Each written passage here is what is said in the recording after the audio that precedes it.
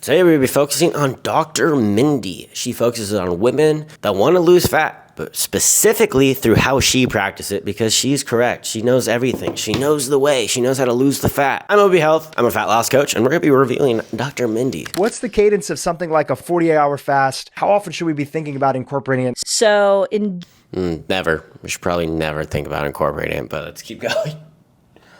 general, what I recommend, I think the 3-day water fast twice a year is a great time to just get rid of senescent cells that are aging you quickly, or cells. I hate when creators just love to throw big words out there. Senescent cells. They say these big words because you know you don't understand it. Since you don't understand it, they think, oh, they're smarter than me. They use the word I don't know. But in reality, the smartest person in the room can relate the subject matter to a third grader. I always say there's a hierarchy of learning. When you first learn the word, you can just regurgitate it. It's rote. And this is what I learned as an actual fight instructor. RUAC. So rote, you can regurgitate it. And then after that, you understand it slightly. You understand the meaning, you know the definition. Then you can apply it.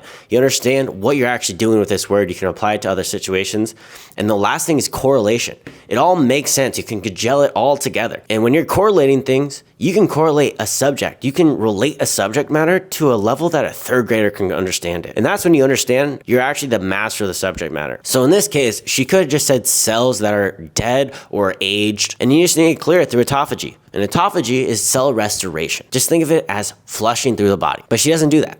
She just says the big word. That are going to go rogue and become tumors, get rid of those. So just to be clear, we're not talking about doing this every month. No. Right? This is something that is used as a targeted tool. That's right. To support the body and longevity. So twice a year. Twice a year. Do you understand? Doing anything just twice a year, there's absolutely nothing. I'm not kidding. Imagine you took a multivitamin twice a year. That prevents a lot of diseases and a lot of things. If you have a good multivitamin, it has a bunch of essential micronutrients for your body, prevents a bunch of disease. What if you diet for twice a year? Seriously, how much fat are you going to lose if you diet twice a year? What if you eat too much food twice a year?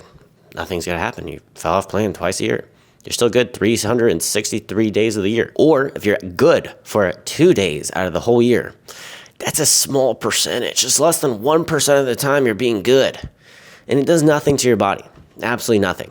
It doesn't clear all the cells. It shows if you're in a caloric deficit, you lose just as much autophagy as if you're intermittent fasting or fasting. That cell restoration she's referring to earlier. So in the year, might as well just be in a caloric deficit for longer so you don't suffer just 2 days of the year and you actually lose, bingo, fat loss. January, September, fantastic times. I choose those because we typically go off and overindulge in the holidays and we overindulge in the summer. The 48-hour fast, once a quarter, if you have a mental health challenge, if you are depressed and anxious and you're looking for a variety of tools to help you boost your moods. 36-hour fast, that's really there for the person who's just so frustrated and cannot lose weight. If you're really struggling with weight loss, once a month, Again, let's do the month, 30 days. So 1.5 days out of those 30 days, you're in a caloric deficit. That does diddly shit, does nothing. Have you guys ever tried to diet for a week and then you just stop? How much did that do to your body?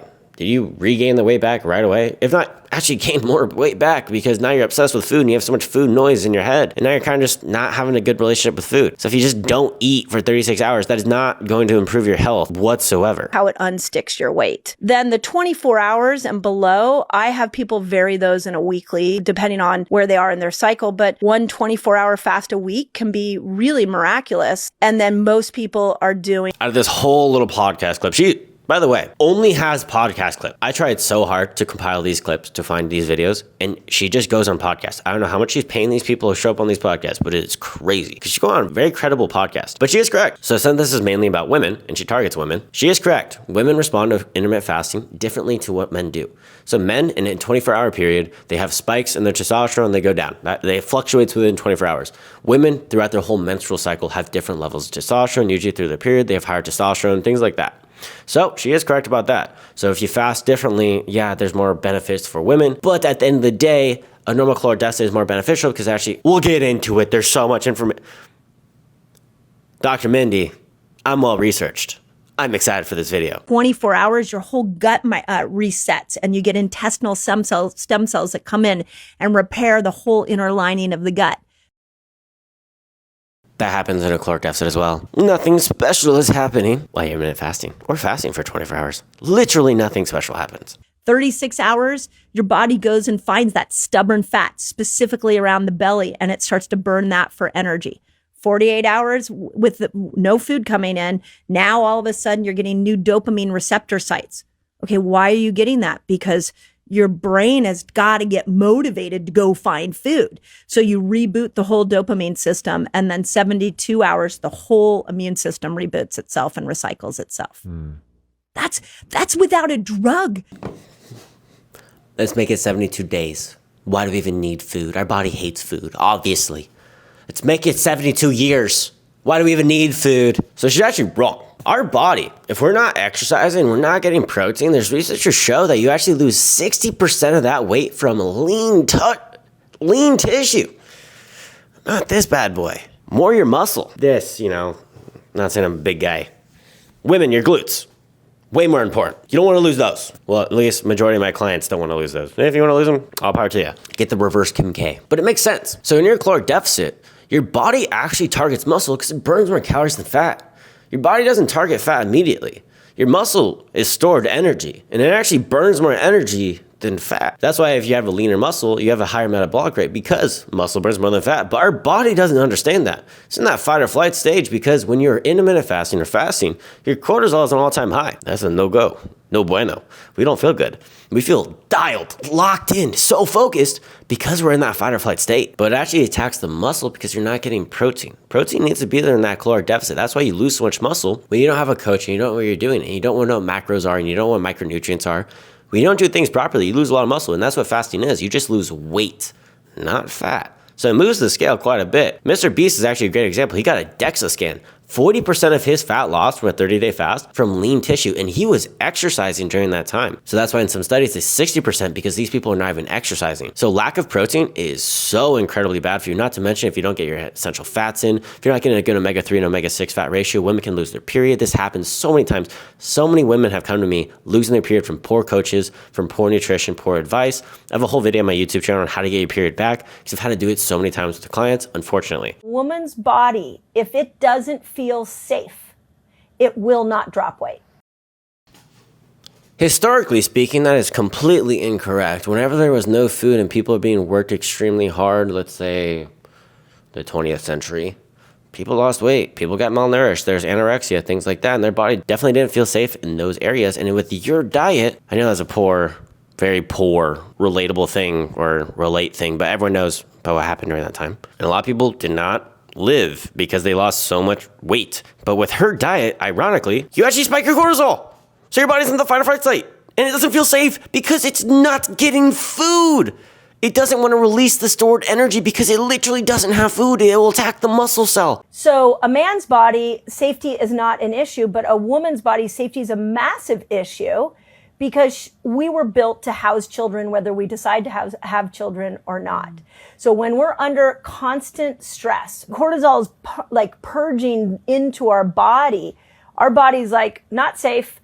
I'm not going to drop weight right now because that is not a priority. That actually, she contradicted herself and she didn't even realize that. So all the research, like I mentioned before, your cortisol is at an all-time high until you have that first meal. It does not matter, male or woman. Your testosterone is at an all-time low. Women, you have testosterone in your body. It needs to be at that regulation point. So men can go hypogonad. Women can actually lose their period and things like that because their cortisol is so high because they're in a fight or flight state. That is not a good thing whatsoever to have in your body. And with your theory, you can't lose any fat while intermittent fasting because that cortisol is an all-time high. So which one is it? Is it cortisol or is it intermittent fasting? Because you can't have either or because high cortisol levels, you can't lose any weight. So that doesn't make any sense. And it's actually false. With a high cortisol level, you can lose weight. It just slightly changes where it goes.